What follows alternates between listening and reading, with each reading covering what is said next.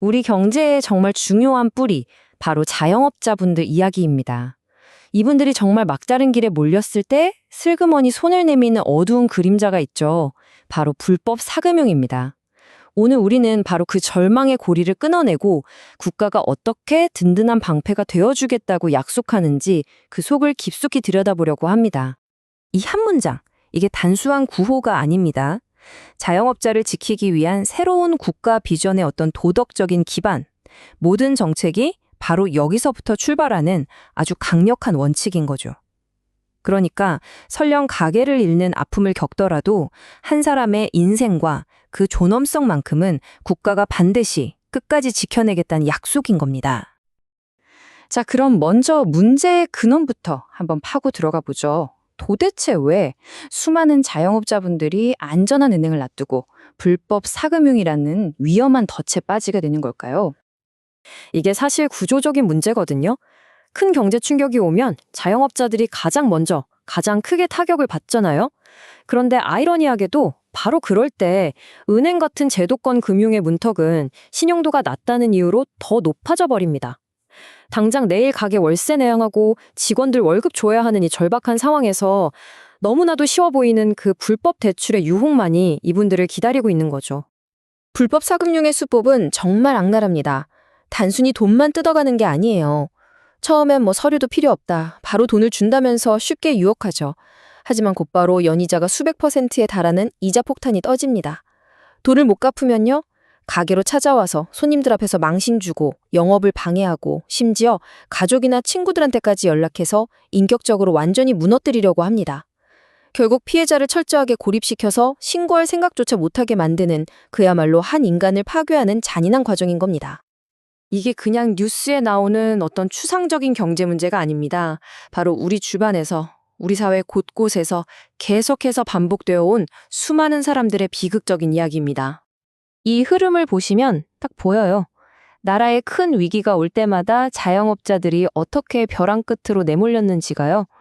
2014년 송파 세모녀 사건 때도 그랬고 2020년 팬데믹 때는 말할 것도 없었죠. 그리고 2024년 고금리라는 후폭풍까지. 거대한 파도가 칠 때마다 가장 먼저 휩쓸려 나간 건 바로 이분들이었습니다. 이게 바로 2014년 많은 분들이 기억하시는 송파 세모녀 사건 당시의 이야기입니다. 이 사례는 두 가지 실패를 동시에 보여주는데요. 하나는 불법 추심의 잔인함, 그리고 또 하나는 현실과 동떨어진 복지 시스템의 한계입니다. 아니, 가계 보증금이 자산으로 잡혀서 정작 가장 도움이 절실한 사람이 지원 대상에서 제외된다니. 이게 얼마나 비극적인 모순입니까? 팬데믹 때는 더 잔인해졌습니다. 정말 기가 막히게도 이 범죄자들이 국가의 방역 지침을 역으로 이용했다는 거예요. 방역 수칙 위반으로 신고하겠다, 이렇게 피해자를 협박한 거죠. 국민을 지키려고 만든 규칙이 오히려 국민을 옥죄는 무리가 되어버린 겁니다. 국가가 영업은 막아놓고 그로 인해 생긴 금융 위협에 대해서는 제대로 지켜주지 못했던 정말 뼈아픈 순간이었죠. 그리고 2024년 팬데믹의 상처가 채 아물기도 전에 고금리 시대가 닥쳤습니다. 이제 협박은 가게를 넘어서 가족, 특히 아이들에게까지 향하기 시작했어요. 마지막 희망을 걸고 국가의 도움을 요청했지만 거절당했을 때 그분들을 느꼈을 절망의 깊이를 우리가 감히 상상이나 할 수 있을까요? 이건 더 이상 기존의 방식으로는 이 비극을 막을 수 없다는 강력한 경고였습니다. 자, 이렇게 암울한 현실 속에서 드디어 희망의 전환점이 보이기 시작합니다. 바로 국가가 내놓은 새로운 약속입니다. 새로운 해법의 핵심 아이디어는 바로 금융방파제입니다. 이름 참 잘 지었죠? 말 그대로 문제가 터지고 나서 구조하는 게 아니라 아예 파도가 덮치기 전에 미리 막아주는 튼튼한 방파제를 세우겠다는 거예요. 여기서 제일 중요한 단어, 바로 선제적이라는 겁니다. 바로 여기서 패러다임의 대전환이 일어납니다. 지금까지는 어땠어요? 힘든 사람이 직접 서류를 챙겨서 저 좀 도와주세요 하고 신청해야 했잖아요.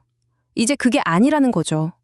국가가 데이터를 통해서 위기 징후를 먼저 발견하고 도움이 필요한 사람에게 먼저 다가가 손을 내미는 시스템으로 바뀌는 겁니다.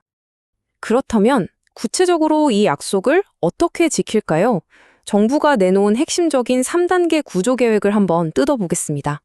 핵심은 딱 이 세 가지입니다. 첫째, 신고 절차를 혁신하고, 둘째, 급한 불을 끌 돈을 빌려주고, 셋째, 범죄자들이 번 돈을 뺏어서 피해자에게 돌려주는 것. 이 세 가지가 톱니바퀴처럼 완벽하게 맞물려 돌아가도록 설계된 거죠. 첫 번째, 원스톱 지원. 이거 정말 획기적인데요. 이제 피해자가 여러 기관을 헤맬 필요 없이 서민금융통합지원센터 딱 한 곳만 찾아가면 됩니다. 거기서 전담 직원을 만나는 순간 경찰, 금감원, 법률구조공단 같은 기관들이 동시에 움직이기 시작해요. 피해자가 더 이상 사채업자와 직접 마주하지 않도록 국가가 거대한 방패가 되어주는 겁니다. 두 번째 핵심은 방패금융입니다. 기존에도 정책대출 금리가 있었지만 15.9%, 여전히 부담이 컸습니다. 하지만 새로 나온 이 방패금융은 금리를 5에서 6%대로 확 낮췄습니다. 이건 단순히 이자 좀 깎아줄게 이런 차원이 아니에요. 아예 사채업자들이 폭리를 취할 수 있는 시장 자체를 없애버리겠다는 아주 강력한 의지인 거죠. 이 차트를 보시면 그 효과가 한눈에 들어오죠.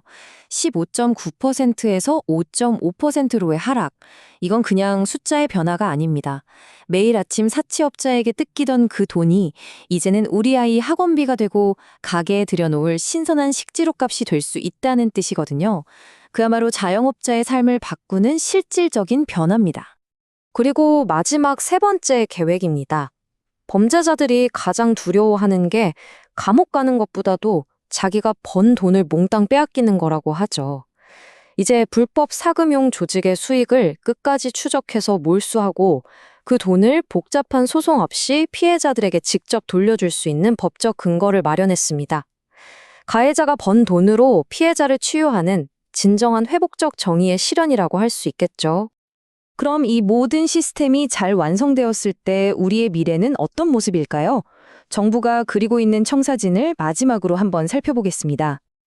이 질문이야말로 세운 시스템이 추구하는 궁극적인 목표를 담고 있습니다. 내가 절망의 순간에 도움을 찾아 헤매는 게 아니라 그 절망이 찾아오기도 전에 국가가 먼저 알고 손을 내미는 세상. 과연 가능할까요? 2030년의 비전은 바로 기술을 통해 이 질문에 답하는 겁니다. AI가 자영업자의 매출 데이터나 공과금 연체 기록 같은 걸 분석해서 위기 징후를 미리 찾아내는 거죠. 그리고는 스마트폰으로 알림을 보내는 거예요. 사장님, 요즘 힘드시죠? 이 지원책을 그냥 사용하십시오. 기술이 사람을 감시하는 게 아니라 따뜻하게 보호하는 도구로 쓰이는 안전망. 이것이 바로 우리가 꿈꾸는 미래입니다. 오늘 이야기의 결론은 이 단호하고 또 희망적인 문장으로 마무리하겠습니다. 이건 국가의 강력한 의지를 보여주는 것이자 성실하게 땀 흘리는 모든 자영업자분들께 보내는 안심의 메시지입니다. 더 이상 두려움 속에서 홀로 싸우지 않도록 국가가 가장 든든한 버팀목이 되어주겠다는 약속인 것이죠.